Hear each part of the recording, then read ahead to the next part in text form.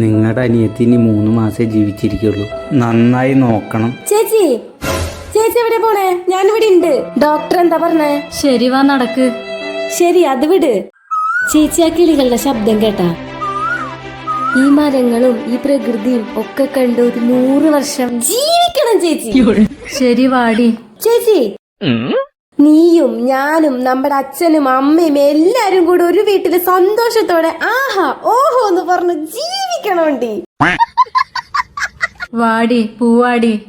നമ്മള് മാത്രല്ല, നമ്മള് കല്യാണൊക്കെ കഴിച്ച് കുട്ടികളൊക്കെ ആയിട്ട് സന്തോഷത്തോടെ ജീവിക്കണോണ്ടി. ശരിടി, വാ പൂവാ.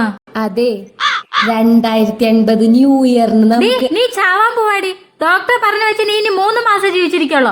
അതൊന്നും നീ അറിയാണ്ട് മറച്ചു വെച്ച് നല്ല രീതിക്ക് അടക്കം ചെയ്യാന്ന് വിചാരിച്ചപ്പോ എനിക്ക് ജീവിക്കണോണ്ടി. ആ, നന്നായി ജീവിക്കാം. ശരീരത്തിന് എന്തെങ്കിലും ബുദ്ധിമുട്ട് തോന്നുന്നുണ്ടെങ്കിൽ ചേച്ചിയോട് പറ, ചേച്ചി അതിനുള്ള ഏർപ്പാടുണ്ടാക്കാം. ഇങ്ങനെ പറയണ കേൾക്കുമ്പോ എനിക്ക് എന്തോ തോന്നുന്നുണ്ട്. അതൊക്കെ ഉണ്ടാവും. നാമ ജപിച്ചിരിക്കേണ്ട നേരത്ത് ജീവിക്കണം ജീവിക്കണം എന്ന് പറഞ്ഞുകൊണ്ടിരിക്കും.